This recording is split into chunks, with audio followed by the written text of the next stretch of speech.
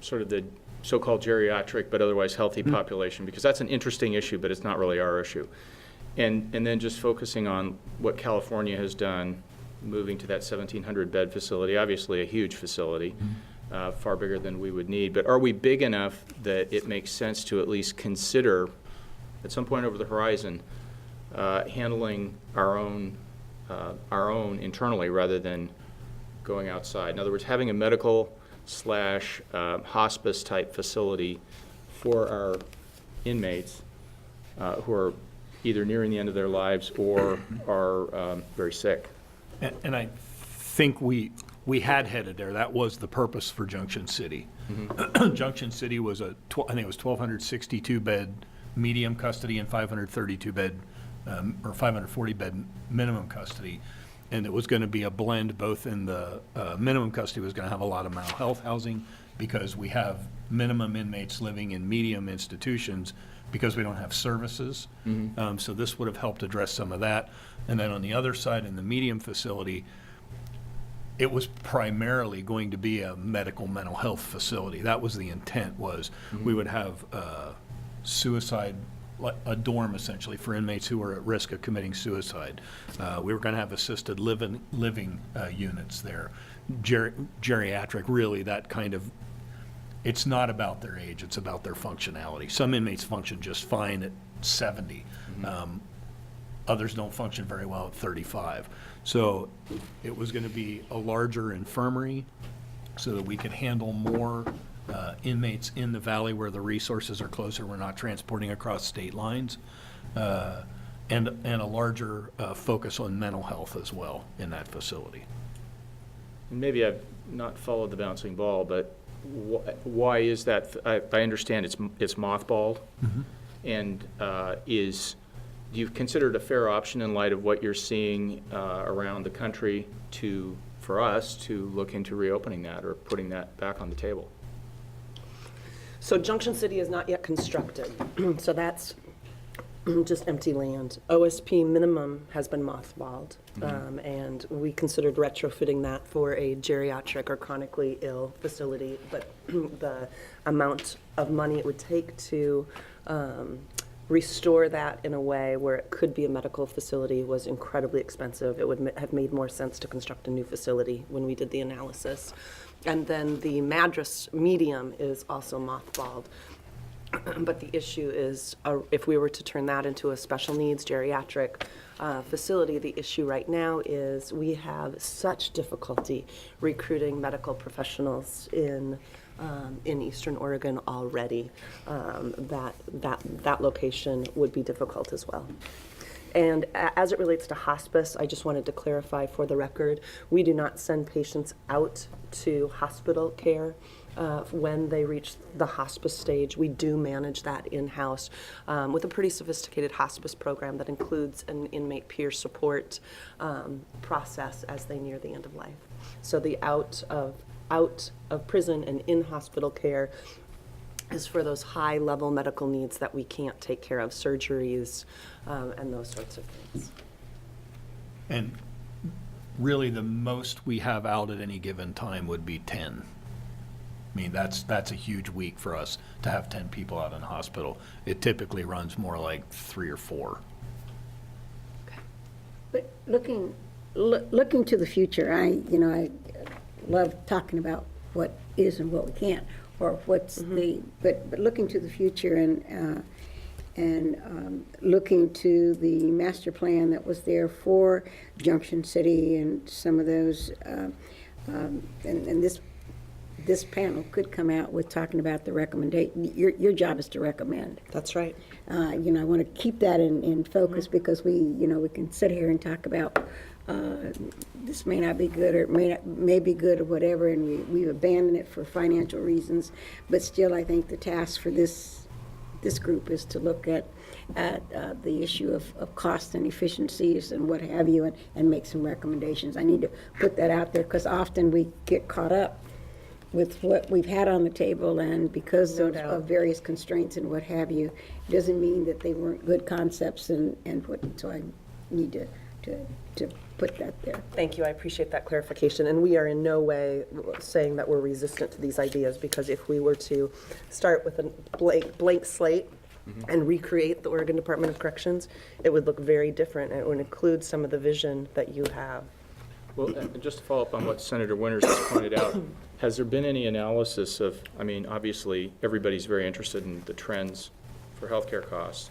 And of course, we're looking at the trends of our inmate population to compare whatever present cost and immediate costs would be associated with building our own facility for in-house medical care and treatment, as opposed to over the horizon. I mean, understanding that Eastern Oregon may not be a practical location, and understanding also that we may not have the entire answer, but it may be part of the answer. Has there been any, I mean, obviously, when you do something like buy a house, you're putting a lot of money out there, but you're hoping that 10 years from now, the alternative, renting, would be much more expensive than the, rather substantial costs that you're absorbing now. So obviously, just with that thought in mind, has there been any comparison of those two? So are you talking about inpatient hospital care? I'm talking about a facility that is some version of what previously was envisioned, the two, apparently Madras and Junction City, some sort of DOC facility to address medical and psychiatric needs in-house, because it sounds like the alternative is going outside with that and contracting with other agencies. At this point, the only folks we send off-site are those that, we don't send anybody off-site for any kind of mental health care. There's a small portion of, a very small number of forensic patients that occasionally go back and forth between state hospital and us. The only inmates who go outside for medical care is for medical care we're unable to provide on-site. So specialists, essentially, surgery, hospitalization, and we're not big enough. And there's so few that it wouldn't make sense for us to We're hire not- those type of specialists. Correct. Correct, I mean, from a financial perspective. We have a cardiologist and an orthopedic surgeon on contract that come into our facility, see patients there where it makes sense, and we have the volume to do that. We do that to minimize transport, but we're just not big enough to support building a facility that would provide that level of care, much less staff it over the long term. So is it your sense then that our options are really just to look at, well, because obviously our mandate is to figure out some solutions to the healthcare situation that the DOC faces now and in the future. And I had understood that perhaps handling it in-house was an option. It's sounding like that's not an option, that we're not going to be able to build something that will address the problem, that it's just a question of how are we going to get the resources to come in and handle the problems, some sort of external providers as opposed to internal. Is that correct? So we operate, I guess the best way to describe it is a family practice, a general practice. That's what most of our physicians is general practice. And much like you would go to see your doctor in the event you have a hernia or you have a heart condition and you need to see a specialist, they'll refer out for that. So if it's just a specialty appointment and you happen to be located in the valley, we have a cardiologist on contract that will see you in-house, so we don't have to transport you to that office in order to keep that appointment. But if you're going to require some kind of a procedure, that's going to have to go out to a hospital. That's a whole different level of care than we're able to provide. We're not built for or staffed for, nor should we be, given our size, for that kind of care. Question on the outsourcing, particularly on the border. Do we have relationships with, I'm talking Idaho now because that's where the bulk of them are, that our Oregon Health Plan and Medicaid can follow that we just did, the bill that we just passed, that if they're there more than 24 hours, they then become eligible for Medicaid. Is that applicable to Idaho as well as what we're doing in Oregon? So, Senator Winters, I'd like to ask Mr. Ross if he could address that. He's with DMAP. Senator Winters, computers. You can come to the microphone so we can get you on record. Good morning. Good morning. There are some CCOs who have arrangements with healthcare providers over the state line. In the northeast corner, they have delivery system built in Walla Walla and the Tri-Cities, and on the eastern border with the St. Alphonsus system in Boise. But the state Medicaid agency doesn't have arrangements with those providers. Other than that, they're enrolled to participate in Medicaid, and they can bill, and the normal patterns of care for populations that aren't incarcerated who reside in those areas is to go over the state line. I'd like to drill into this because I know that it's been a cause of concern that if we have a resident at Snake River, or those that are on the border, and they're receiving their services in a hospital that's not a part of our CCO coordinated care, that we're paying that full rate, where with the legislation that we just passed this past session, that allows for, if you're in there 24 hours, that you then become Medicaid match. And I'm looking at cost savings. I'm looking at ways of the efficiency. So that's my question, whether or not Idaho or that hospital that's there honors what we're doing here. If not, is there a way to actually make that happen? And I turn to you, the Oregon Health Plan. So I think the short answer is yes. They're enrolled providers. They bill us now, and we pay them at the agency's fee-for-service rate.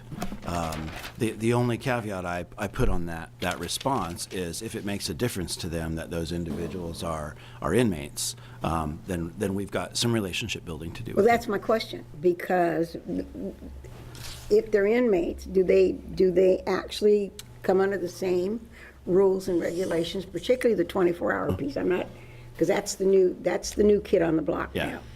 now. Does that now, are they then eligible for the same fee for service if they're none? My understanding is that's on the agenda to talk about in a little bit more detail. But again, the short answer is yes. We're working on making sure that those individuals apply for Medicaid, and if they qualify, that they're covered by DMAP.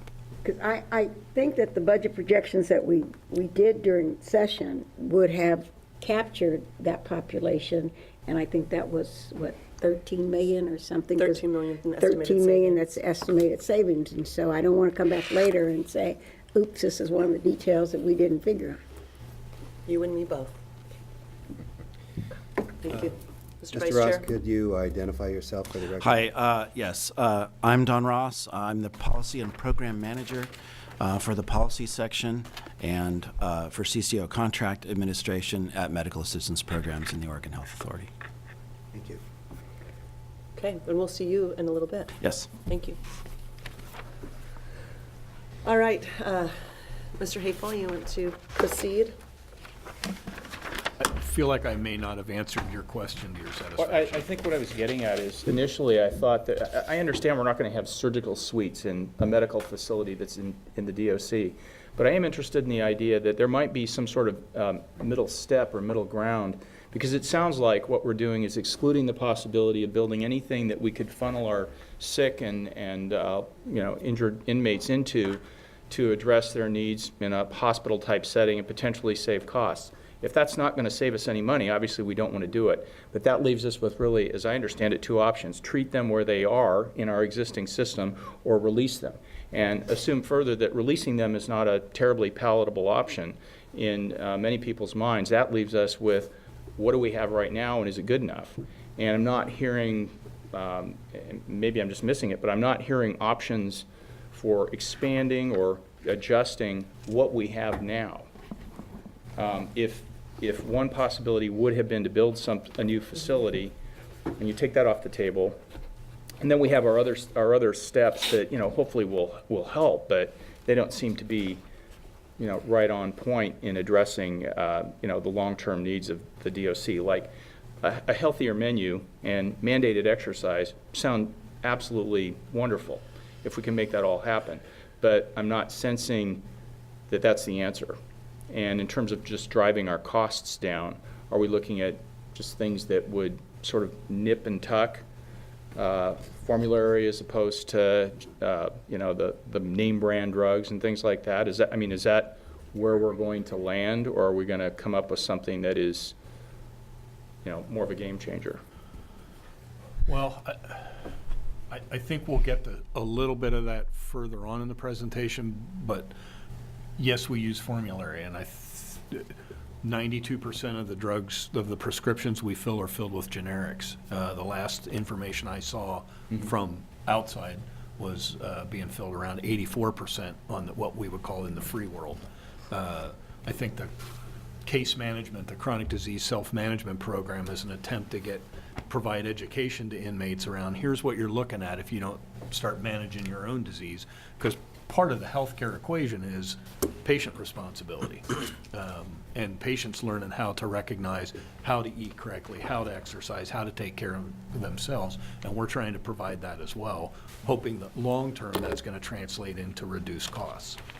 And DA Sparks, if I might, I think you summarized our situation very accurately. I think you just kind of called out the elephant in the room. I think what we've learned as we've explored and compared ourselves to other states and looked at best practices and research, we have found that we're leading the nation in how we're managing our health care in prison, and people are looking to us to do things like contract with a third-party health administrator to manage the chronically ill in the way that we're doing it. And so I think the whole notion of a game changer would be kind of that middle ground that you're talking about as it relates to the Junction City property. I think that was our vision, that if we did want something that turned it over time, it would be a facility like the one Mr. Hafel just described. And I don't think that that's off the table. I think that this work group could very well recommend something like that moving forward. Is there some cost distinctions between physical health and mental health? Because when we talked about Junction City, you know, and we talked a lot about the mentally ill versus the on the physical side, where you're talking about trauma and your surgery and what have you, because you say the infirmaries will take care of some of the basic, you know, kinds of things. It's those surgeries and what have you that go over to hospital. Can you kind of, for us, and I think it would be helpful to kind of walk through both those cost elements, if you have those, because I kind of, just in my mind, is seeing probably your biggest challenge has been the mentally ill population. Correct me. I'm not certain I understand your Well, question. I think the clarity would be that the Junction City facility would help us manage both the mentally ill and the Yes. medically ill. Yeah, it was, Yes, it was, I believe it was somewhere around 800 beds of the medium side of the facility. I think it was 216 beds. I think there were 208 bed units in the minimum that were going to be dedicated to mentally ill inmates for minimum custody.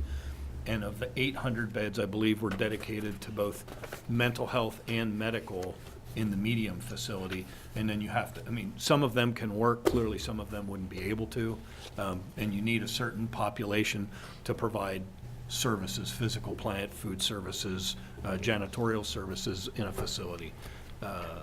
But that was the vision of Junction City, it was primarily a medical mental health facility.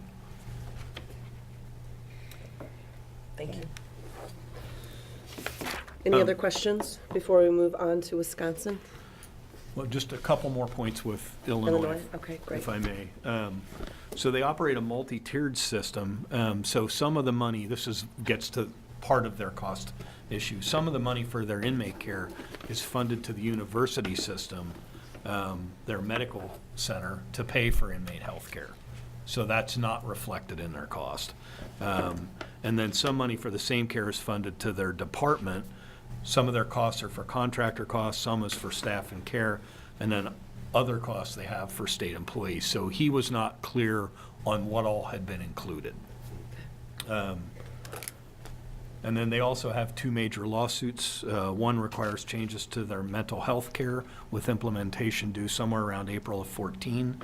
And another one recently filed regarding the medical care. and I don't have any other information other than when I talked to him, it was a very recent suit around medical care that they were going to be addressing. Moving on to Wisconsin, they're currently working towards electronic health records. They have a request for purchase that's out on the street at this time. They use a third-party administrator. They do utilization review, case management, per admission if they have a concern with the care. They use a transcription service for their physicians and psychiatrists who dictate their notes, and then the transcriptionists write it into the record. And they also have significant use of generics similar to what we do.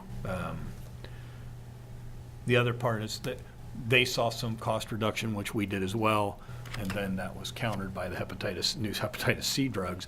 But as some of the atypical antipsychotics became available in a generic, they moved towards those. And then as the hepatitis C drugs rolled out, and there's another round of those coming here shortly, that they've just approved one, and they're looking at a second one. So, and they also have a hospice program similar to what we operate. Mr. Havel, the new Hep C drugs Yes. that are being approved, is there going to be an increase or decrease in costs associated with those? There will be an increase in cost. As substantial as the last round? I don't know because I haven't seen pricing on them yet. The last round, just for the work group's knowledge, the last round of new Hep C drugs cost the department an estimated $6 million. Well, that was our forecast based on the initial numbers we got which was at the time we were presenting, was $40,000 per patient, and we were going to be figuring about 80 patients a year. And we ended up at a lower rate than that. So we ended up spending just shy of $3 million for 11-13. And Tom can't do a better job than that? Pass that along, Senator Winters. But if we can pause, I've just heard from Ms. Botkin over my cell phone. Mary, are you with us? The question that she's posing, and I'll answer it, she probably still has us on mute, is a follow-up to Junction City, so I'm going to pull us back for a second. She wanted to note for the record that that property was purchased and actually is going to be a dual site for both the state hospital and the Department of Corrections. The state hospital is moving forward with constructing their part of the land. We've participated in building the infrastructure, so we have put money into that property.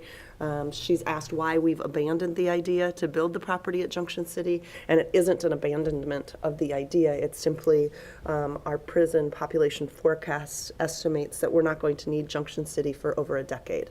And so that's why that has been pushed out. And just a point of clarification. Yes. That would be, we won't need that facility as a medical/psychiatric facility for 10 years? Well, okay, so this is the confusion. We could use a facility like that right now. But we typically don't construct new facilities until our population pushes us to the point that we need a new facility. So I think that's kind of the confusing point as we have this conversation. But with the population that we have inside today, most definitely they could benefit from a facility like that. It's just the fact that we'd be emptying enough beds in the general population that we wouldn't need, that it wouldn't be cost effective to have those be empty and then also have the new facility. That's it, exactly. So we would be spending money because of the population move and the construction move. That's it, exactly. Thank you, Ms. Bodkin. I don't think she's Wisconsin also has expanded use of televideo and telemedicine for medical appointments, and significant use in psychiatry, which is where our primary use is right now, is in psychiatric services. We are moving, we've been working with Oregon Health Sciences University around the expansion of telemedicine and telehealth. Our equipment, we just got our equipment up and running. We did the training last week.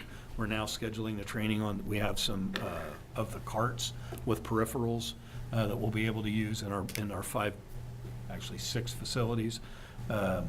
And we're working on scheduling that training right now, so we are moving in that direction.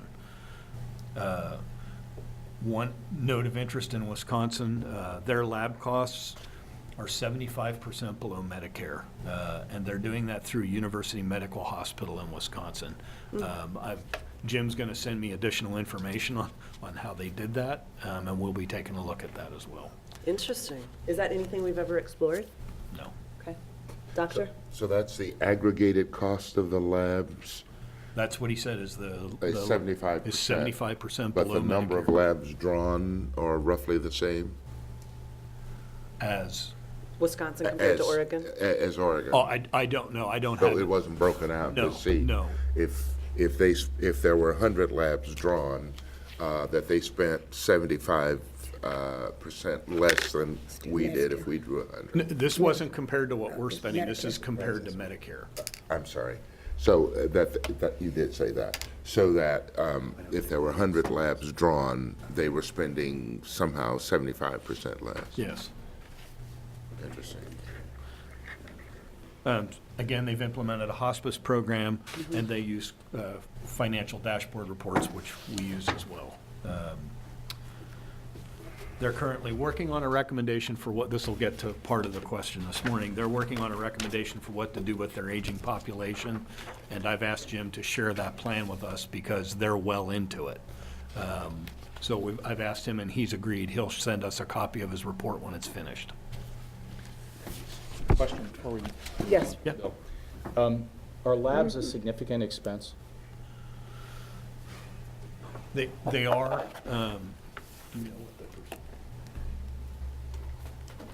It's about 2 to 2.1 million per biennium, our current contract with Interpath Labs. And I can get you the exact numbers. And you answered my second one, there's an external provider. yes. Got it. Thanks. And for the record, Christy Martino. I'm Christy Martino, fiscal analyst with Oregon Department of Corrections. Thank you. Can I ask a follow-up Please. question? Who did you say was the lab partner? It is Interpath. Interpath, is that through the third-party administrator? No, It's it's actually separate? a DAS negotiated contract. Oh, it is, okay. Okay, Thank you. thanks. Next, move on to the current number of patients on dialysis. We have 20 adults in custody on dialysis. It's available at one facility, that's Two Rivers in Umatilla. The cost of on-site dialysis, we have a contract and a provider that comes on-site to do it, is $349 per treatment. The current market price is $532 per treatment. We began this in-house dialysis in 2002, and through a competitive bid process, we contracted with a company called NAFCare to provide that treatment on the premises at Two Rivers. We have realized some substantial savings in security and transport in addition to a reduced rate. After 10 years, we returned to the market recently, seeking bids to see where the market was and what we could do.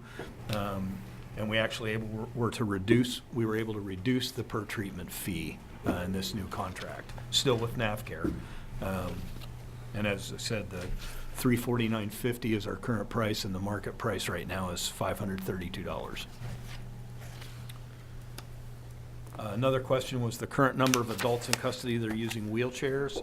There are 132 right now using a wheelchair, or are immobile, and 39 of them are over 65. Bill, Director? so when you talk about 132 adults in wheelchair, are they permanently in wheelchair, or are some of them for a period of time in wheelchair and the possibility of them getting out of the wheelchair? I don't know the answer to that. I think this is a snapshot in time of who's using a wheelchair. So Okay. likely So both. potentially, it's probably both. It would be nice to segregate out those numbers of those who are in wheelchairs permanently, like the quadriplegic and what have you, that, they're not mobile. Are those who may be in wheelchairs for 2 weeks or 3 weeks or whatever, or a month. We can do that, thank you. Mr. I have one Miller? question, digressing back. You said that we contract out and for our lab work and stuff. You don't happen to know what percentage of the Medicare rate we pay is, do you? No, I don't. Don't know, but I know that Medicare rate payments in Oregon are extremely low compared to some other states, like I think Florida and New York and what have you. I've never figured out why A federal program a is federal different in every program is state. different in every state. And I do recall that, you know, we had lower rates and change when Oregon, we were penalized for doing good with our Oregon health plan and what have you, so, which is, I guess I'd just be instead of curious. giving us an incentive for doing good, we got penalized. I'd just be curious how Wisconsin got 75% below, whether or not we could duplicate that here. So we will get the, We're interested as well, and we are going to look at it. This was information we gathered. I was out of the office last week in Hawaii, sorry. so he looks more Oh, chipper this time sheesh. around, you know That why? is no excuse. Yeah. And so we just gathered this information just shortly before I left, got into presentation. We haven't had a chance to follow up yet, but we intend to. We will. Madam Chair? Yes, Doctor. I don't know if I'm drilling down further than you have information for, but I have two questions. The incidence of the both wheelchair population and the dialysis population, were these people admitted or sentenced in that condition, or did these all occur while they were in prison? I would say both. Some of them developed the disease after coming to prison. Some of them came in with the disease. And do you have any idea of the percentage? No. What I'm getting at is just how much of how many of these numbers were preventable, and were there things like we were talking about earlier, diet, exercise, et cetera, that we could have done that would have reduced the, it's just a curiosity. Oh, and I think it's a real one, Doctor. I think that's one of the things that an electronic health record system will really help us be able to get our head around that data, how much of this poor behavior kind of deteriorates when they get to prison. So I'm grinning because I'm thinking, every time I think of data requests, I'm thinking, yeah, there's another hand search. Because that's what we're doing now. When we get data requests, if it's not information we already collect, we have to go back out through who all the patients are, pull their charts, and actually sort through the charts to figure it out. So we're happy to do that for you. Just, yes, an electronic health record would make that. And that's actually then something that we will measure. So as the agency is moving into an outcome-based organization, one of the things that we are going to measure, if we do in fact get an electronic health record, is status of health at intake, status of health at release, Right. and then hold ourselves accountable to having that be The a positive changes, number, right, not exactly. what we anecdotally believe is a negative number. Yep. How many of these, the patients on dialysis end up with kidney transplants? To date, I believe that number is 0. And if we compare that to the general population, certainly that's not 0. No. So the question becomes, why is it 0? The decision to do transplants is not ours. And so we work up a case. Typically, it's Oregon Health Sciences University where we would go for that, and their panel reviews the case and makes that decision. So We do not. the prison system has no decision into whether or not they get a transplant. No. Can you provide us with the cost of dialysis, though? Your annual cost? Yes, we can do that. We'll add that to the list. DA Sparks? Well, it just seems that our questions right here and throughout the proceedings of this panel have proven the absolute need for electronic medical records. I mean, it seems like we're in the dark ages, and we can't manage any of this unless we have data that gives us, answers as we roll forward. So, and do we have a sense of what that? It's probably in here, and I've probably missed it, but the cost of that investment. It is coming, yeah. Right. Thank you. And for the record, it was a work group's recommendation that that be included in the report as a recommendation Right. to the legislature moving forward. Then we collected some information around the Stockton Medical Facility in California. They built a medical complex, provides medical and mental health care for most severe and long-term needs. It's 1,722 beds, 1.4 million square feet. It's a 54-building complex, 2,500 staff, houses all security levels, and was $839 million to build. Do you know how- So I just want to call out the staffing ratio. So we have 14,000, almost 700 inmates in our custody today, and just around 4,500 staff. This complex employs more staff than it houses inmates. Right. DA And Sparks. primarily because of the nature of the facility, and that it's primarily a medical mental health facility. Which we're actually going to be able to see a video of here in just a minute. DA Sparks? Do you know how much it costs to run that facility each year compared to, say, a comparable? I do not, they're just ramping up now. It opened in summer of this year, and they expect to have it fully functional by the end of the year. So I don't know. we can find out the probably operational find out budget, what the yeah. operational budget is. And I assume the staff are also, oh, I apologize. Go ahead. No, go ahead, follow. I assume the staffing includes inmates? In other words, it employs 2,500 staff. Is that 2,500 including inmate staff? I'm assuming the inmates do a lot of the work in and No, around this. No, this is a facility, 1,722 beds for inmates, populate 2,500 staff, Department of Corrections. staff. Department of Corrections staff. Got it. And I didn't mean that the inmates in the beds would do the Right. work. I just meant painting, electrical, things like that, that you would train inmate crews to do. I would expect much like, I don't know for certain, but my guess would be much like we were going to do with Junction City, it's a blend. They'll have some folks there that'll assist with daily living, and will do food service and physical plant type work. Representative? Yeah, thank you, Madam Chair. Do we know if this was part of their federal lawsuit that they had? They were forced to do this in California? Okay, thank you. Senator? Just quickly, because you talked about the blend, and I'm just, in fact, I saw a video the other day with my good son was on it, when we talked about reentry. And so we do. That'd be me, as your son? Yes, as Okay. son. Glad we finally figured out this dynamic.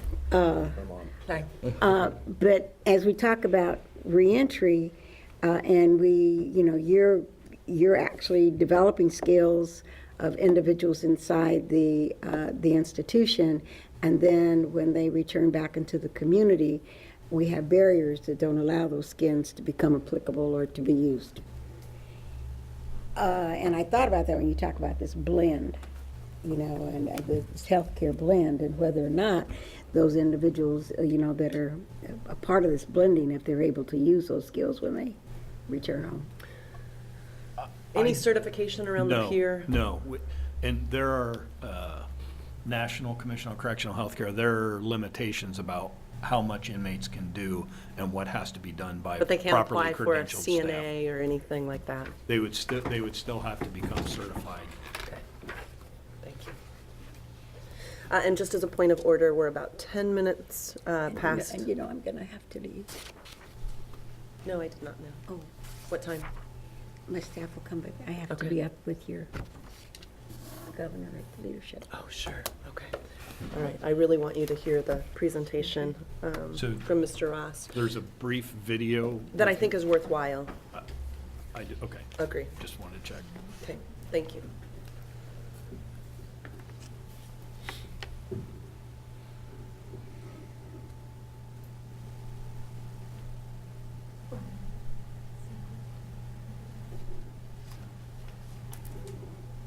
We're having volume issues.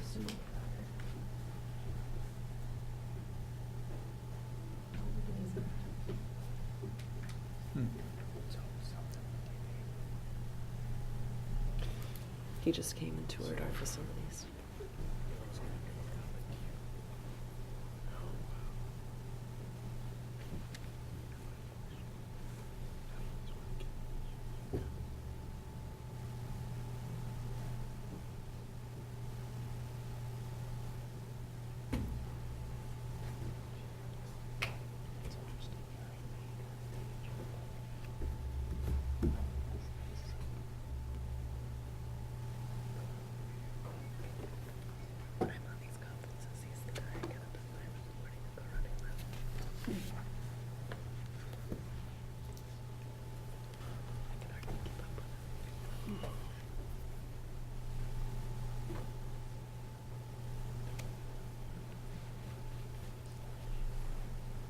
Can you save us? I'm holding maybe on the way to. Thank you. Probably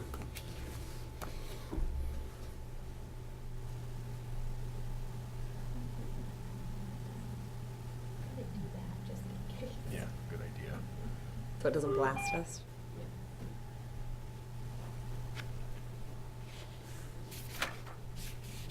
While we're figuring that out, do you want to speak to us about the classification I will. system in California, just to keep us moving forward? So California's adopted a special needs plan structure and process measures developed by CMS, Centers for Medicare and Medicaid Services. The criteria used to identify members for case management, claim or encounter data, hospital discharge data, pharmacy data, laboratory results, and data collected through the utilization management process. The Centers for Medicare and Medicaid Services developed a special needs case management plan that they've adopted. It's a concept that's used in industry-wide and found in many fields, including corrections and rehab, and is used in healthcare as a way to effectively treat patients while containing costs. Typical evidence-based clinical guidelines are used as a tool to further enhance case management. And then our DOC currently uses several case management strategies, and we would hope to adopt kind of a comprehensive plan. And quite frankly, electronic health records would be a big part of that. Question, is there,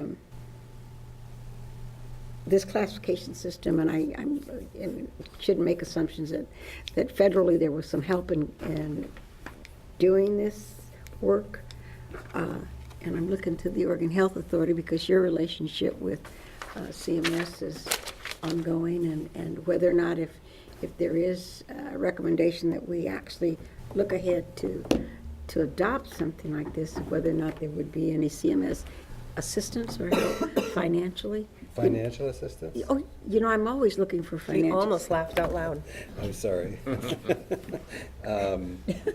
Well, we took a big bite out of that apple, and, you know, there, of course, are the issues around incarceration and Medicare, CMS funding, federal funding for people who are incarcerated. So I don't have any answer other than Well, then I'd be happy to. I guess then maybe we ask California whether or not their relationship with the federal counterpart, particularly since they were under protection, whether or not, you know, that counterpart there facilitated or assisted them in this planning, you know, if you could, or whether that was all California GF. And just before you leave, for clarification, are you suggesting, Bill, that we would move in this direction if we had an electronic health record Yes. component? Yes. And that there would be efficiencies to be found? Yes. Okay, so hearing that, is there a recommendation from this work group that we, in fact, along with the electronic health records, move in this direction? Just so we're clear, which direction? Adopting a classification, medical classification system? That would be good. Okay. Would that run afoul of HIPAA? No, I don't No. believe so. Just sort of a generic classification, because they would be, to some extent, revealing the inmate's level of health. And with electronic health record system, we'd be able to protect that, and the right people would be able to see it, and the wrong And people we would wouldn't be not. revealing diagnosis. Couple things, it would help us answer some of the questions that we've asked on this panel that are medically related. Oh, sure. So, Okay. Recognizing that the good senator is leaving us, Senator Winters, I think Mr. Ross would be happy to meet with you individually and go through his presentation with you as your I would convenience. appreciate that. Sure. Thank you. Second. Sorry, but I have to go out in the cold. we apologize for that. Say hello to everyone at the Business Summit. Okay. Travel safe. Chair Peters? Yes, Sheriff. Sheriff. I'm sorry, I have to ask a clarifying question to Mr. Havels. Mr. Hayfield, the sheriff, is asking you a question. I understand, just a standardized classification system, helps protect and make safety. A medical classification system, how would that lower costs? Pardon me? How would a medical classification system that would accompany a record system, that we've talked a bit about this morning, how would that lower costs? Are we suggesting that that is a recommendation which would lower costs? I'm just wondering, how would that lower costs? Potentially, you end up with better outcomes because you're doing a better job of managing disease. Okay, so really that's the goal, kind of Yeah. like diet and Ex- exercise. It's outcomes. Exactly. And Ms. Martino, you said it so well in my office last week. Can you just kind of describe how that world would then be created? It's all research-based. There are national standards that are established. Well, I'll stop because you'll do it way more eloquently I than me. should hope so. Members of the work group, again, my name is Christy Martino. The case management concept is one that's pretty traditional in a lot of industries and no different in the healthcare industry. And so the big idea is to really find those patients, usually the chronically ill, and manage their care. So the case management system that California adopted has a component of medical classification. That is one area of the case management system. And so what we would like to develop here in Oregon is a comprehensive case management system. Now we have the CDSMP, the Chronic Disease Self-Management Program, which is very patient-based. It's a wonderful program. And we do have the case management for our inpatient hospitalizations, which is, again, a wonderful component of case management. What we're sharing with you here today and what you might recommend is a comprehensive case management program. And a piece of that, again, is the classification. Another piece is using national clinical guidelines. And Doctor, you're probably more familiar with these than I am. These are based on, they are evidence-based. They are used by algorithms and many, many folks, super smart folks, contributing to this body of work. One very traditional clinical guideline is called Milliman, and their name has changed now. I apologize that I don't remember it. So imagine in our situation, the group of doctors sitting together discussing cases, and we talked about those levels of care, but some of them are in the gray. Are they medically necessary? And so what we would hope someday is that you have those physicians that are in our systems that could access those clinical guidelines, that evidence-based information, and use a system like maybe perhaps the one in California to manage those very, very ill. The outcomes improve, and you're ahead of the curve. It's about finding those patients and managing them very, very carefully. I hope that helps. Thank you. Definitely, thank you. And we might have sound. I plugged something in, so we're going to give it a whirl. Okay, great, thank you. If we still have time.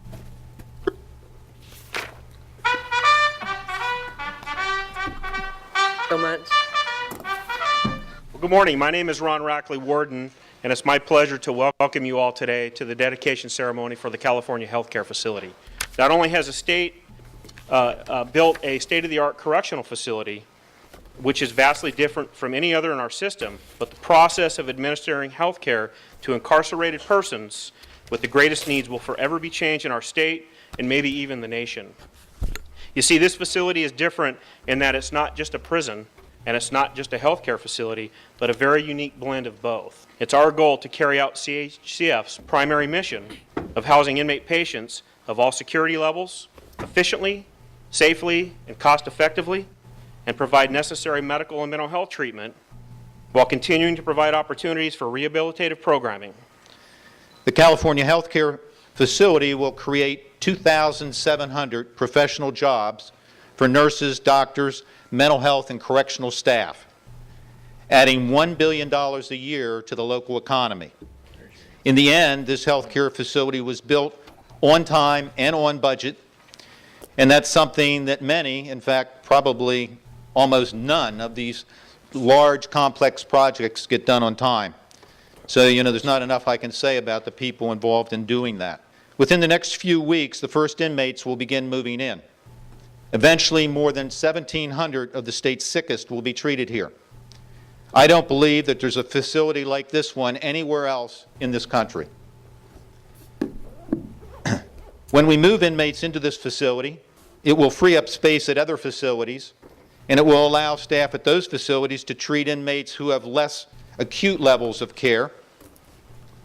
And this will allow our system to handle more inmates with medical and mental health issues without a substantial increase in capacity.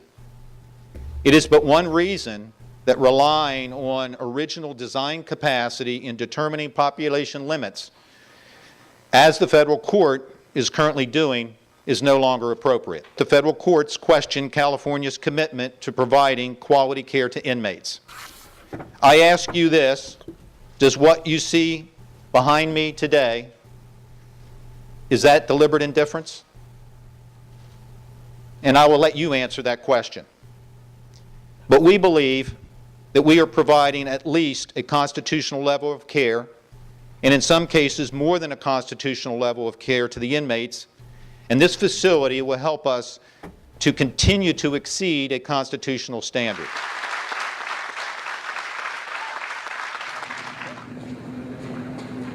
We have a responsibility to provide for the medical and mental health care of inmates who are sent to us. You know, we need facilities like this to ensure that we continue to do that. So I would say that this facility was needed, and I'm glad that we have it. Thank you. So was this the $839 million facility? It was. We just wanted to give you a glimpse of what the future could look like. So the next was the 10-year forecast by age. And kind of is what it is. I just look, and if you have any questions, I'm probably not the right person to answer them. The only thing that I will point out, wearing my previous hat, Director, if you'll let me, is when you see that there are 2 individuals under the age of 17, that was just a snapshot in time, and that would have been them at intake quickly being moved to the Oregon Youth Authority. We stopped the policy of housing anyone under the age of 18 at the Department of Corrections.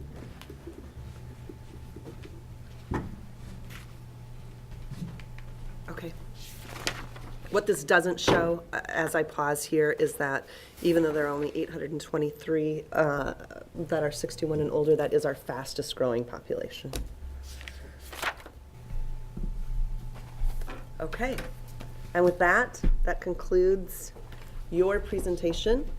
Mr. Rost, if you will come forward and join us. Mr. Hafel, thank you so much for all the work your staff did while you were in Hawaii and for your presentation this morning. Thank you for letting me appear yet one more time.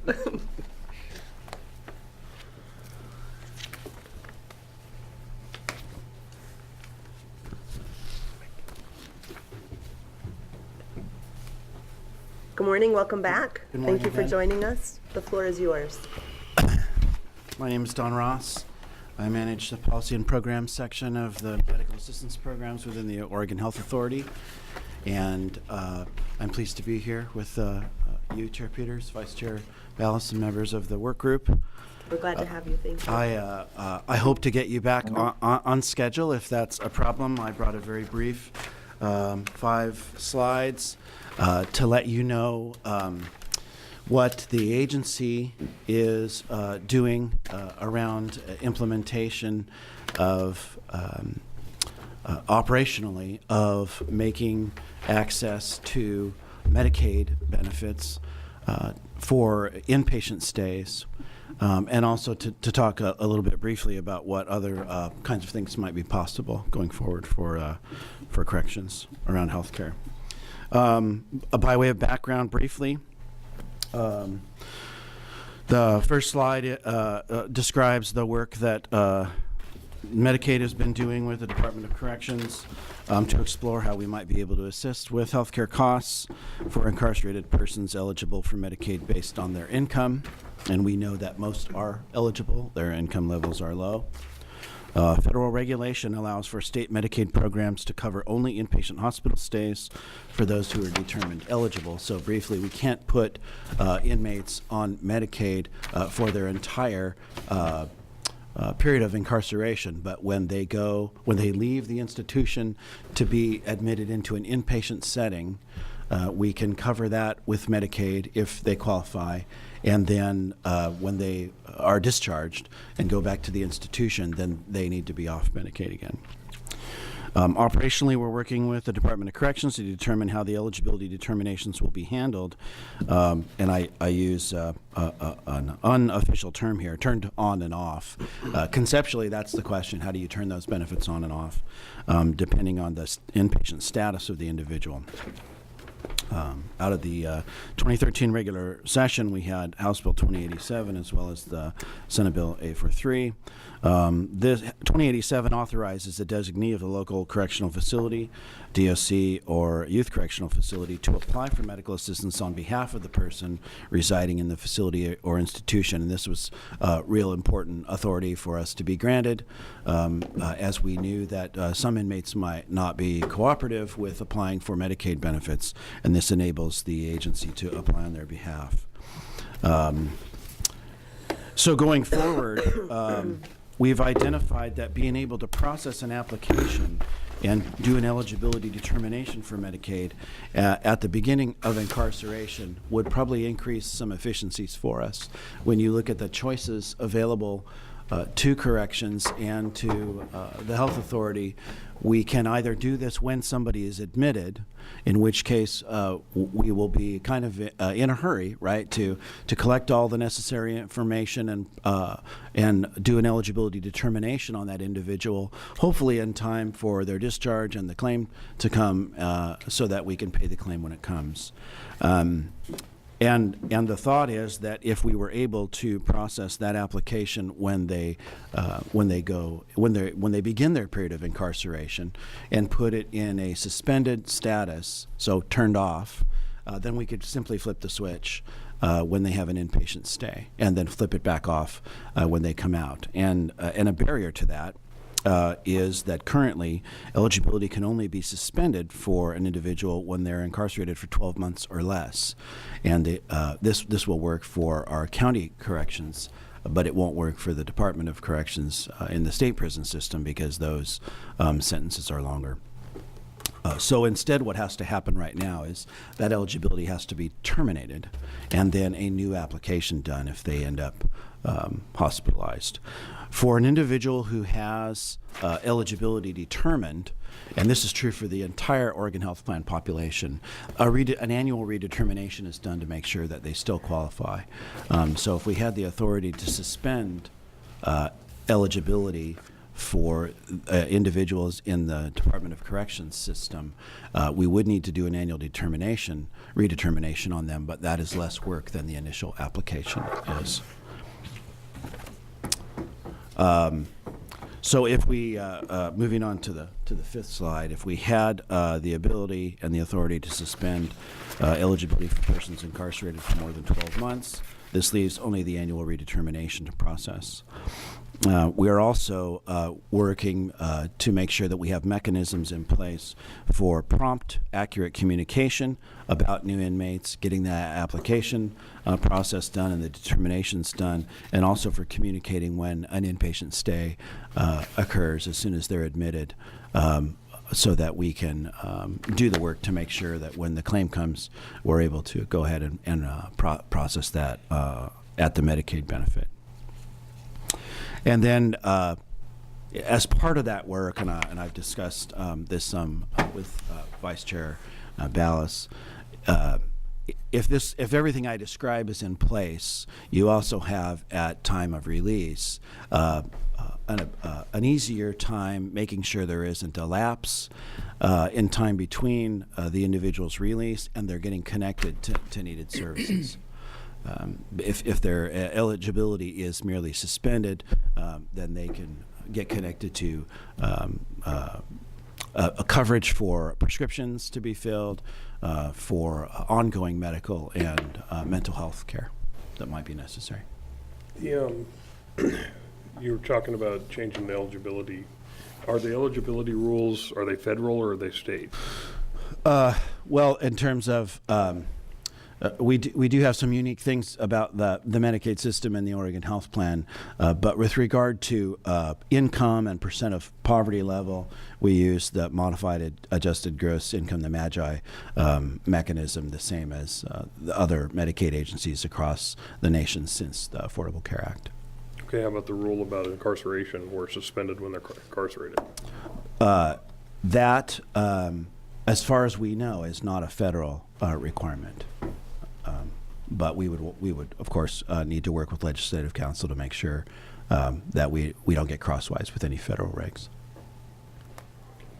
So related, that's just currently a state statutory constraint that prevents you from just suspending coverage for an inmate who's incarcerated for more than 12 months? Yeah, yes, I believe so. And we can confirm that for the work group. This is the legislation that came out of the 2013 regular session specifically said 12 months. Got it. Question? Yes. Is there any legal barrier, since it's the state's Oregon Health Plan, to mandating that coverage be continued? In other words, it's not just a suspension of the coverage, but that when someone resides at the DOC, they're covered by the Oregon Health Plan. For services other than inpatient hospital stays, you mean? Across the board. Yeah, that is there's a federal requirement that individuals cannot be Medicaid while they're incarcerated, and the inpatient stay is kind of an odd exception within that federal regulation. Okay, so there's a federal barrier to doing that. To doing but not that. a federal barrier to taking the application, finding that the inmate qualifies, and then suspending it until needed. Right, because they wouldn't have coverage with suspended eligibility during the period of time that it's suspended. It just means that we can turn it on and off a little bit more easily. Thank you. Thank you. Question. Director? What is involved in the annual redetermination to process if we did go to that, to this proposed? It's a re-verification of income and that sort of thing. And who would do that? Well, the agency's the only, the Medicaid agency, the health authority is the only one that has the ability to do that. We do it with information that would be provided by the Department of Corrections in the same manner as it would with the initial application. And they can speak to that better than me, but my understanding is that they have that information.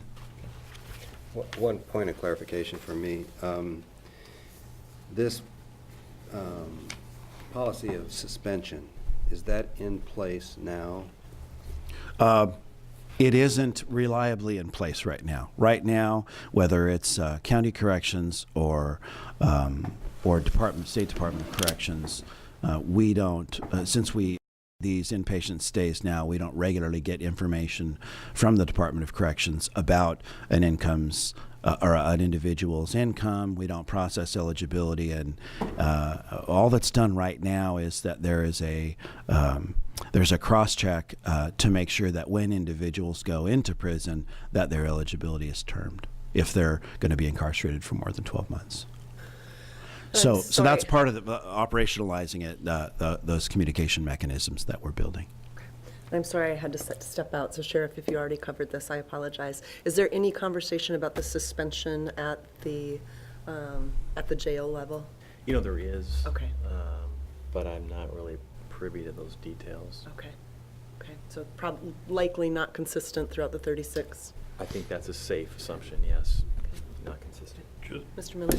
Just so I'm clear, the Medicaid, the Medicaid suspension is required by federal law, right? So that once yes. an inmate's incarcerated, is no longer eligible for Right. Medicaid. However, all they require is a suspension, not for them to be termed, right? They require that individuals who are incarcerated not access Medicaid benefits. As so far as we know, the feds don't care whether it's terminated or suspended.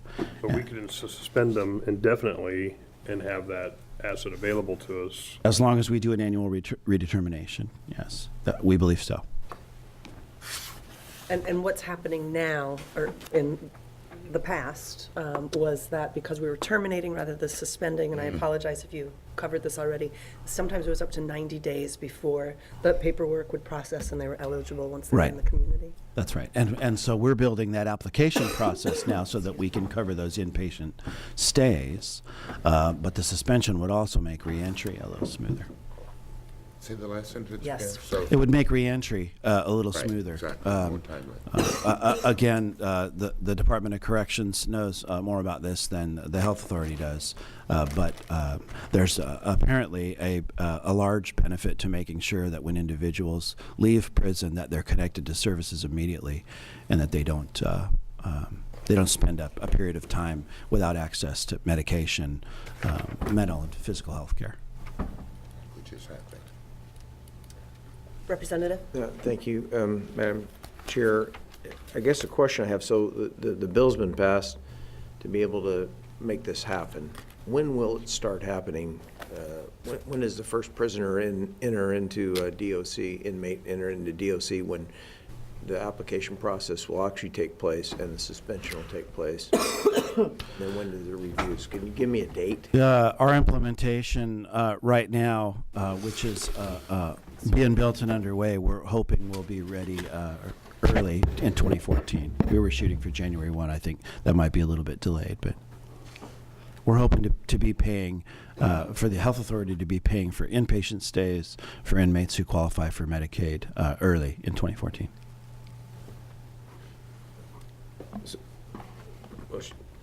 Yes, Representative. Mr. Chair, thank you. Follow-up if I may. So then, that's the people that are coming in. What about the people that are already in DOC, and getting them enrolled and suspended so that as they re-enter, So- we trigger down this 90-day wait, or Right.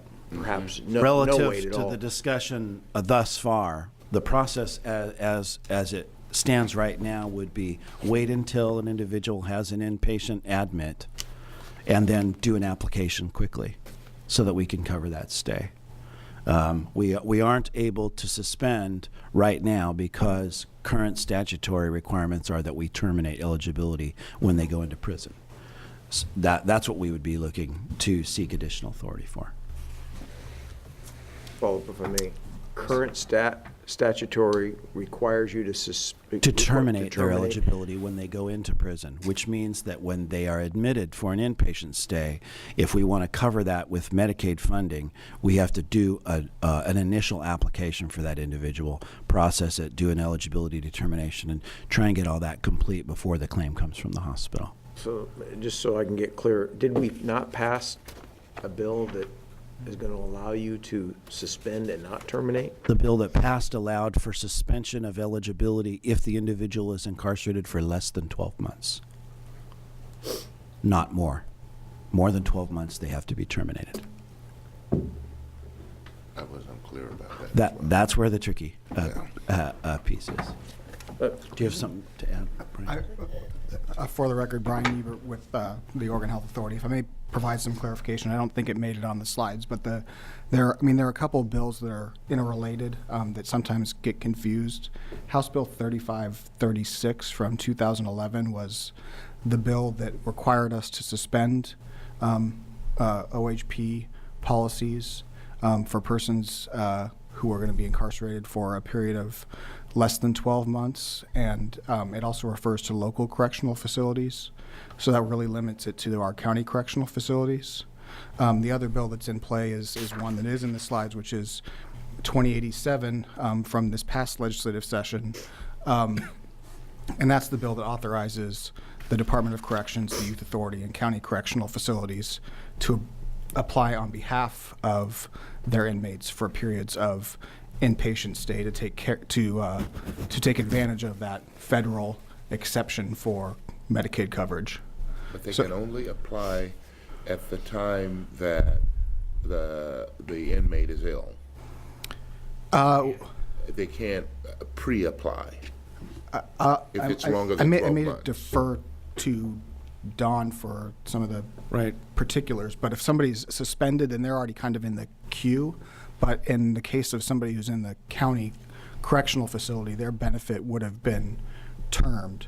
So yes, it would be kind of, I think operationally, and I'll ask Dawn to confirm that for DOC inmates, it would be kind of a post-inpatient stay application, and it would be an initial application, not a redetermination. Mr. Ross? That's correct. Chair Peters, right now, if we did a pre-application in advance of an inpatient stay, we would immediately have to terminate that eligibility because of the individuals being incarcerated for more than 12 months, and that's what will necessitate doing an initial application for each inpatient stay. For each one? Yep. As soon as they're discharged from the hospital and go back to prison, we'd have to terminate the eligibility and do it all over again if they have If they another are on a stay. sentence longer than 12 months? Yes. Mr. Miller? Okay, with the, when we put an inmate into the hospital, they make the application for Medicare and for the inmate to be covered. Do we potentially lose coverage because of delay in application, or is it something that catches back up again? And would that be more cost effective to do it that way than to try to apply everybody, then hold them in suspension with all the paperwork that have to be done? If I understood the question correctly, is there a lapse in the time between application and when coverage is in effect? Yeah, well, When there's is it retroactive? Is the coverage retroactive to the incident that we applied for? it can be made effective the date of the application, which means that we can cover the whole inpatient stay. All right, so other than just speeding up, there's no real cost savings to having everybody eligible for Medicare, only in suspension. There's a slightly greater administrative burden to doing a new initial application for each stay than there would be for holding those folks in suspended But status. if we were to put everybody into a Medicaid through a Medicaid application, then put them in suspension in the attempt for that when they're already eligible when they go in for their surgery or whatever. But we did a statutory change to allow that to Right, happen. and there would be a because body you of- don't come to the Department right. of Corrections but for more than 12 months. Correct. And there'd be a body of work to do there, doing all those initial determinations, except that some of those individuals were OHP eligible already until they were incarcerated. And right now, we're terming those. We would suspend those. Thank you. Thank you, Mr. Miller. Any other questions for Mr. Ross? One final question. Did you describe the work group that's ongoing between the Health Authority and the Department of Corrections to kind of make these processes efficient and effective? Yes, the work group includes Bill and Christy, who you've heard from today, and their third-party administrator. Correctional Health Partners involves other individuals on their staff, myself and policy analysts from my staff, and also individuals who work in Branch Office 5503, which is the portion of the Oregon Health Authority that processes all eligibility applications. So do you have a targeted end date for this work to be completed? As I said, we are hoping to get it up and running as soon in 2014 as possible. Thank you. Ms. Bodkin, did you have a question? Yes. Go ahead. My question is, does OHA or DOC have a piece of legislation prepared for the February session that will resolve these issues and unconfuse the problem? I know the Department of Corrections does not have any bills moving forward in the February session. The same is true for the And how about OHA? Do they have a bill in mind that will, resolve these issues so it'll be easier for us to move forward? Again, this is Brian Ebert, Legislative Coordinator for Healthcare Programs with the Oregon Health Authority. No, the Oregon Health Authority also does not have a bill for this session that would take care of some of, and I think it's more clarification in statute than it is anything else, but we do not have a bill for the short session. So to the work group, is this something that we would like to recommend to the legislative body to manage in February? I would very much be interested in having a piece of legislation or a recommendation from the work group that gets a piece of legislation ready for the February session that will resolve these issues and make it much more easily, easy for us to get these inmates eligible and then suspend that eligibility so that they don't have that, those gaps in services. Thank you, Ms. Bodkin. I'm looking at the poor. Thank you, and I'll mute you again. Okay, thank you. I'm looking at the only legislator left standing in this room. Yeah. With the limited number of bills moving forward in February, is this I possible? think it's possible if you can find a bill or the right relating clause in a bill. Okay, So, great. Then I will, because I was sitting here thinking the same thing about this 12-month, that's a statute that's causing the cancellation versus ongoing suspension. Right. And that, you would think that would be an easy fix, to fix that one. we just need to find a relating clause and a sponsor. Unfortunately, my relating clauses relate to the DMV in most cases, sorry. You didn't say DMV and DOC? No. Okay. I'm helping you. You're helping me? Okay. Thank you, Representative. So the Department of Corrections and OHA can work together to draft something. I'm looking at our general counsel as well, to draft something and see if we can find some legislative support. Is the work group in favor of that? Yes. And the purpose of that legislation would be to authorize suspension of eligibility for those who are incarcerated more than 12 months? Is that really what we're out to do? That's right, Sheriff. That makes Well makes said. sense. Yeah.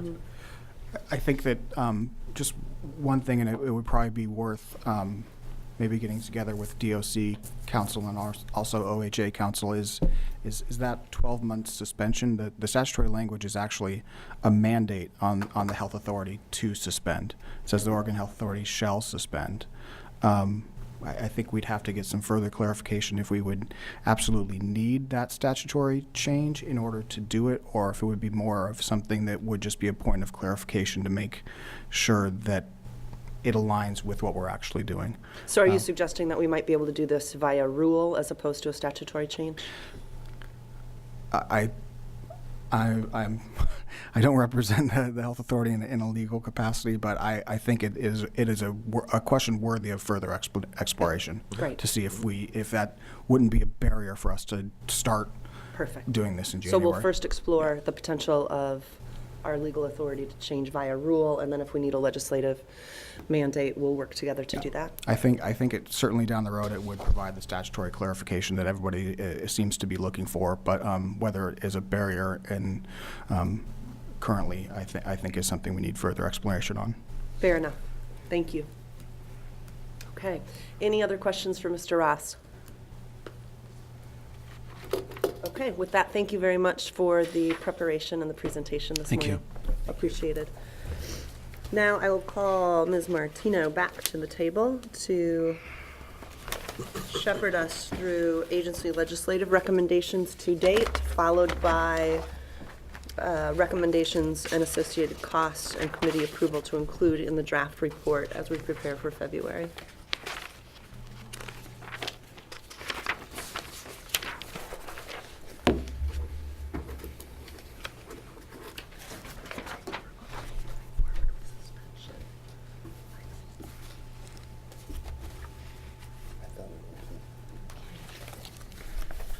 Well, good morning again. For the record, my name is Christy Martino, and I'm a fiscal analyst at the Oregon Department of Corrections with the Health Services section. And Mr. Ross and Brian made my job very easy because the next agenda item is actually to discuss the agency legislative recommendations and the fix that we just talked about. So I can help with the time crunch. Thank you. We have it recorded formally as a recommendation, and so with your permission, I'll just skip to the next section, which is our recommendations and associated costs, unless there are any other questions about that legislative fix. Nope, push forward. Okay, Thank you. Wonderful. Okay, and so I'm going to try to be AV queen at the same time here. We'll see how it goes. Oh, thank you. Sure. So the first recommendation was for the, first recorded, is for the electronic health record that best fits the needs of the department. And when we talk about cost, there are two kinds of costs here. One is to implement the recommendation, to kind of move the recommendation forward. And the other costs that we're talking about are really avoided costs. So when we do have the numbers, of course, I'll share those with you. However, if we don't, then I can give you at least the variables of what that analysis would look like. So for the electronic health care record, we actually do have some figures here for you. And to lease a system as a service, rather than purchase our own and manage all the components and updates, it is about $2 million per biennium. And that does not include any implementation or startup costs. And we can get you estimates of those as we move further along. And those startup costs include things like project managers, hard equipment, things of that nature. Question. Sure enough. Sorry. No, DA Sparks. Since we're not looking at purchase, is that something that's simply not expedient financially? It is much more expensive initially and down the road because we do have to have the folks that maintain and support those systems. Right. So, again, initially it is more expensive as well. Initially and long-term? And long-term, Okay, yeah. It doesn't thank seem you. to have an economic benefit either way that we can find. Got it. Thank you. Second recommendation is the nutritional review of food and associated costs. So we do employ a dietitian, and so that analysis and review could be done with our own resources that we have now. And as far as wet cost avoidance, again, we can look to find you national statistics on what how nutrition impacts healthcare costs. The third recommendation here is provide healthier food choices through the commissary. This, again, could be accomplished with our current resource of a dietitian that we have on staff. Just as a real-life example, I was at the state pen last week and actually visited the commissary and looked at kind of the best practice around purchasing and posed the question to this individual that had been running the commissary for almost 20 years, I think. And she asked if we provided more healthy food choices, would that help in the process? And he said that is something that we've done, and they sit on the shelf. And so, he took me over to the potato chip section and the baked Lays and how long they're stocked on the shelf, and then the Fritos and how the short time frame that they're stocked on the shelf, and that there was a difference. So I would actually encourage the work group to modify this a little bit and talk about some education with inmates or some program that would actually get them to a better place in making better choices. And I just put that out there for your consideration. It mirrors the world, right? DA Sparks. Chair Peters, thank you. Is there any incentive structure inside the DOC for inmates to improve their own health?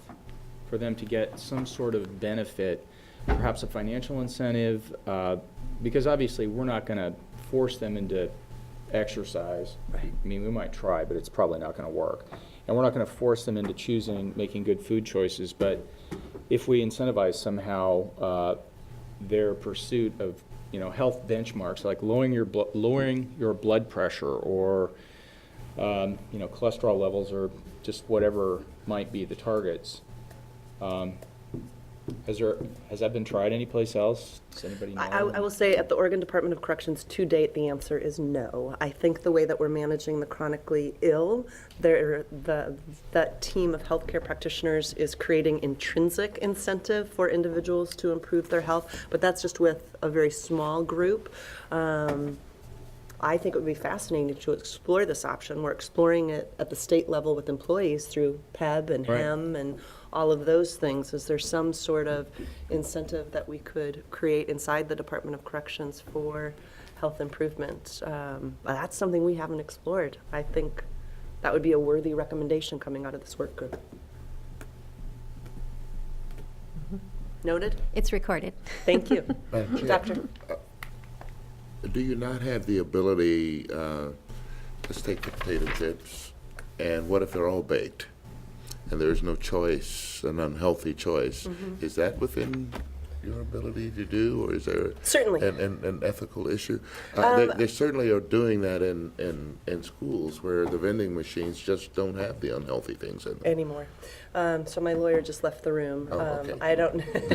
That's why he left. Maybe. I don't know if there are legal ramifications in terms of access. My sense is that we can provide whatever we want on the commissary. I think the real issue is that it's a population management tool, and food matters, and Sure does for your sneakers capital matter especially. more, and so providing things like that on the commissary does become a concern around just safety and population management inside the prison, and the sheriff is nodding for the Well record. stated. Well, it was, may I? Please. It was thought to be a population management problem when we decided not to have smoking in mental health hospitals. Or in the prisons, and we managed through That's that. right. And I don't see this as much different than that. So if we could stop them from smoking, we certainly ought to be able to offer fewer unhealthy choices, let me put it like that. That's great. There is a different sort of dynamic at the Oregon Youth Authority in that the director is actually the legal guardian of those in his care and custody, and has made some changes in this area. Do you want to talk about that a little bit? Thank you, Madam Chair. Yes, again, with the youth population, we have changed menus. We are looking at much healthier eating, and we're trying to have our population actually grow some vegetables in, and when these kids get into it, they actually prefer to do that. It becomes more of a raising consciousness, and they feel better. Yes. Although I do understand that the situation at the Department of Corrections is different. And, as far as population management, my understanding, and frankly, it's even somewhat similar in our facilities, food is a pretty important item. I mean, there are only a few incentivizers in these facilities. And again, we have, with youth, we have a bit more leverage and ability to work with them. Director Peters can talk much more in a much more educated manner about the adult corrections inmates. But, we have made some inroads as far as our facilities go, and, we will try to continue that. Thank you. Madam Chair. Yes, Well, Representative. Just the other thing in making that change, a lot of the healthier foods, your budget's gonna go up. They get a little more expensive, so looking at the short term versus the long term is something to consider as we move forward and look at that. It is, no doubt. While we have a nutritionist on site, they're also charged with a low cost of food service, and I'm forgetting the current amount, but I believe $2.32? Yeah, Oh, it is, I had it right. $2.32 for 3 meals in one day. That's And amazing. And so that comes with items that are contrary to nutritional value. There's no doubt. Doctor? May I? Thank you. And yet, if we take the intermediate to long view, the offset in cost savings on health would offset that significantly, I think. Absolutely, absolutely. Mr. Miller? Something I'd like to add in is from a security aspect, when we took away tobacco, it was not without incident and not without substantial cost and problems that we had within the institutions. Like we nearly had a riot, and they nearly burned down the furniture factory over it at the Oregon State Penitentiary.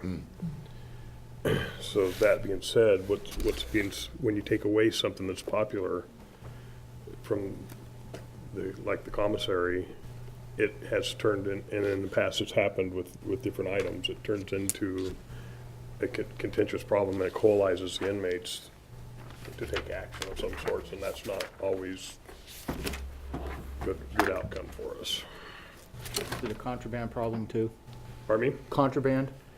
It does. When we took away tobacco from the inmates, it just turned it into another drug. And turned so- it into our top sought after. And that's one of the reasons, why the at first there was a lot of distension and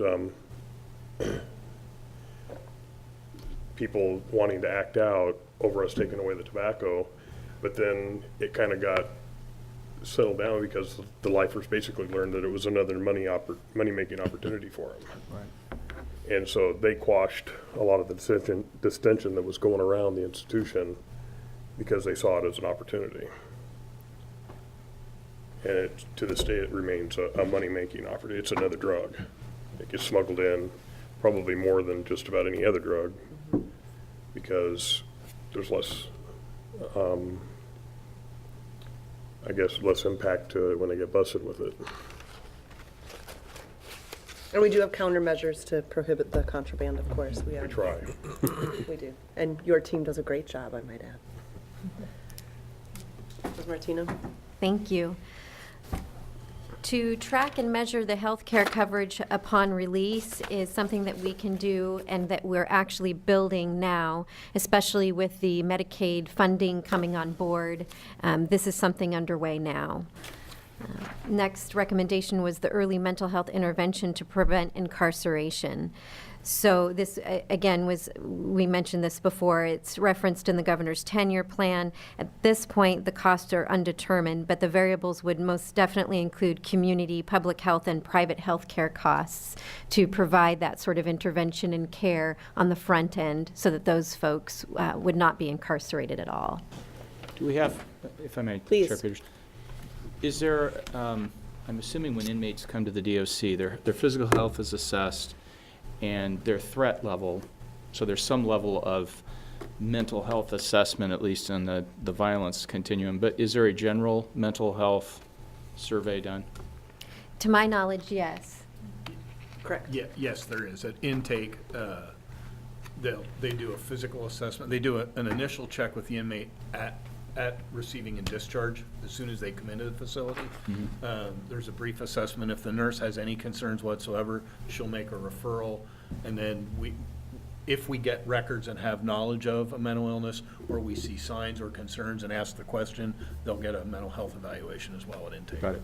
And since you send them to us, this won't come as a surprise to you, but it is a higher proportion of those that are mentally ill in prison than in our communities. Women come to us at nearly 78% of our population having some mental health issue, and men are at about 54%, so more than half of our population. We have a question Yes, sure. too about this recommendation. Is this recommendation limited to community mental health services and not, for example, like mental health court, where we can divert people from prison, keep them in the community? However, that takes a costly staff and infrastructure to do that in the community. I'm just wondering if this would include, both of those. I think as written, it doesn't, but it certainly could. Is that something of interest? It sure would be to me. As we look at specialty courts across the state, we keep people out of jail and prison when they're successful in those, drug court, mental health court. We're limping ours along in Washington funding. It's all out of Hyde and a really hard-working judge.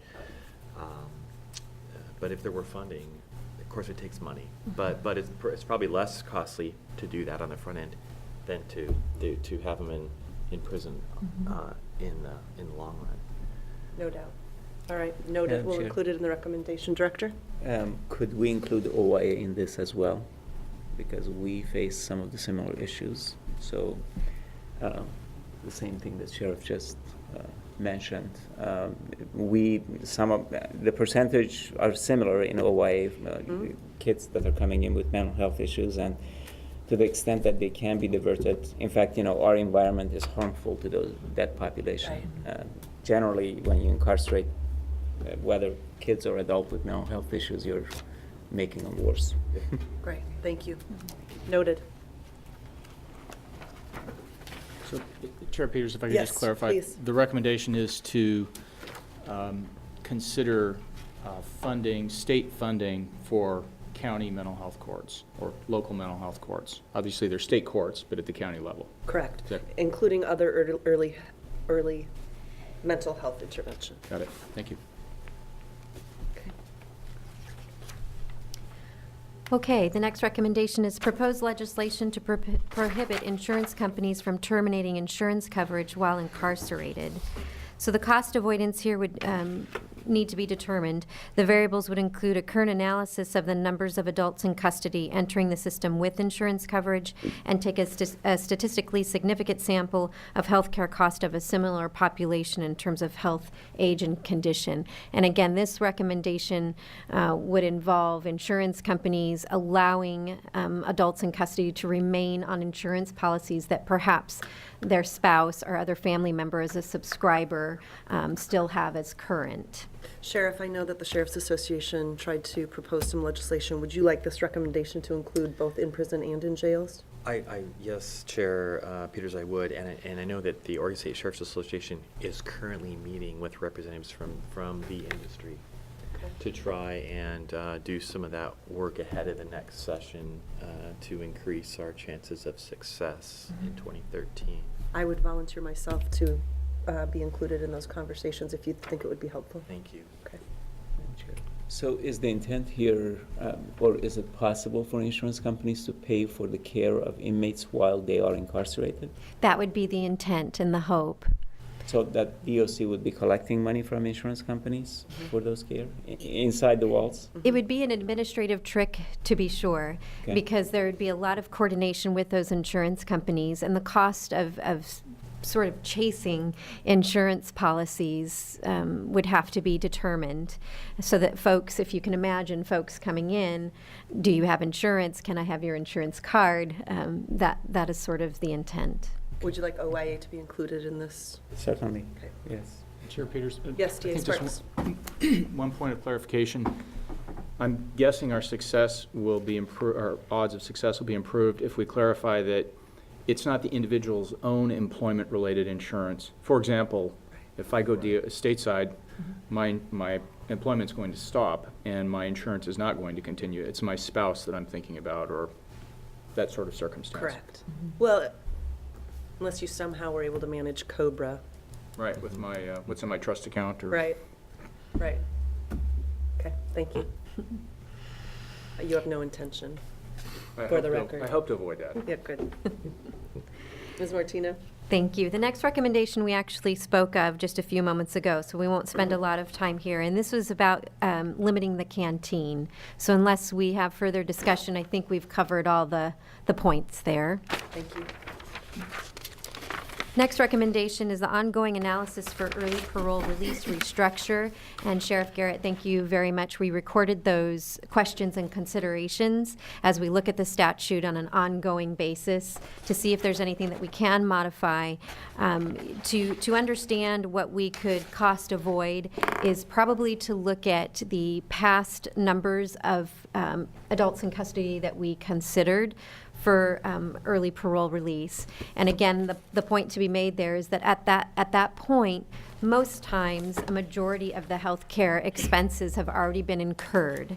But we can most definitely do the ongoing analysis of that statute with current resources. And so, for the record, this work group is not recommending any changes to that statute at this time. This is just going to be part of our further study in 2014. Chair Peters, could I recommend just a slight amendment to that? I would suggest ongoing analysis for possible early parole release restructure, since it's not a done deal, but we will go in that direction. Fair enough. Thank you. Madam Chair. Director. Going back to that data that was presented for population that's immobile, have we done any analysis to see what the cost of care would be? I mean, assuming that those folks do not present any threat to society, is there a different environment that we can care for them with a much lower cost? Perhaps maybe in a nursing home or care home setting? Well, that would be the intent with this potentially expanding the release, because we have the ability to do that now with a limited number of offenders. It excludes those who have committed sex offenses and Measure 11 crimes. And so our ability to actually release is limited because of those crimes. And there's no doubt that we've done the analysis on some of the inmates that are in our custody. As an example, we have a individual who didn't come to us as a quadriplegic, but now is one, and his healthcare costs are approximately $50,000 every month.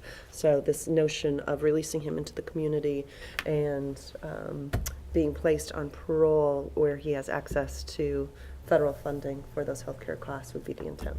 Thank you. And if I might add, we do know of experience in other states with adults in custody in wheelchairs, and we have not been able to certainly separate them and determine them harmless. It's incredible. So the prison to community connection recommendation for all aspects of health care, the cost avoidance and costs are again here to be determined, but the variables would include the cost of staff to assist adults in custody and transition. So Doctor, this was one that you mentioned, that reach-in, and so the costs of those folks, if they were not indeed volunteers or through a charitable or advocacy program, would have to be considered with that recommendation. And then next we have the recommendation of legislatively mandated exercise programs. The standard costs to be determined. The variables would include the cost of staff to run these programs as well as the development of the program or the curriculum. And I did do a little bit of research on nationally what costs have been avoided. This information is here for you. 2010 study in the journal Health Affairs showed that every dollar spent on wellness programs that include exercise programs reduced corporate medical costs by $3.27. And then the National Business Group on Health found that 61% of firms found wellness initiatives to be one of the 3 most effective tools to keep down healthcare costs. And then we also have American Journal of Health. And again, the idea is, you kind of get it by now. It does indeed save money if it can be accomplished. So we will certainly include data points like this in the preamble of the report to the legislature to show that front-end savings, as you said earlier, really will produce back-end savings in terms of health and outcomes. Well, perhaps, if I could, Chair Peters, the DOC could come up with some sort of thoughts about how to incentivize, exercise programs, because inmates aren't going to participate unless they want to. It's not going to be meaningful. But the ones who really do, having had contact with inmates throughout my career, there are some people who they want to get right, they want to get healthy. That's right. They do a lot of things to help themselves. And if we can provide some of that, sometimes they just need that kickstart, that jump start, some incentive to get people into those programs, and then other incentives to keep them there. And I don't know what those incentives would be. Fritos from the commissary maybe, but Cigarettes. Representative. But the notion that DOC could provide some sort of structure to that to really get people engaged, because I think a lot of times the message that the inmates at least think they hear is that nobody really cares about whether they're healthy or not. Nobody cares if they're exercising or not. And I think to the extent, I know my health plan really emphasizes preventative, and I appreciate that. And they win, and I win. And so to the extent that the inmates can be made to see that, hey, people do care about your health. Yes, there is some financial motive behind it, but it's also because you'll be a better, healthier person and more able to reenter society and be successful. That's great, thank you. And so we'll note it as a recommendation, and then you have our commitment that we will move forward and study possible options, maybe even creating an inmate work group that helps propose ideas to us. Okay, all right. Thank you. Any other questions? All right, thank you very much, you two. So as a point of order, we are at a minute over my promise to you to end at 11:30. But I do want to hear from the committee or the work group around next steps. So we recognized last time that clearly we're not going to be able to wrap this up today. Our intent is to create a draft report based on our work to date to then submit to the legislature in the February session. And then it will include a recommendation. I would hope that it would include a recommendation around next steps for this work group. I would just like to hear from this work group around what you think that entails. Do we put our work on hold until March and see what the legislature did with our recommendations to date? Is my one question. Another question is, are you comfortable reviewing the draft report via email? We'll of course do it in a way where we don't interrupt public records laws. But what is your sense? Ms. Bodkin, you're on. Do you want to go first?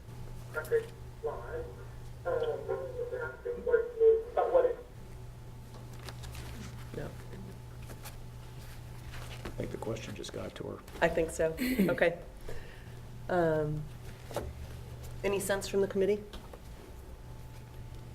Well, as far as electronic review, Chair Peters, I'm totally comfortable with that. I think that was one of your questions. Good, no objections? Done?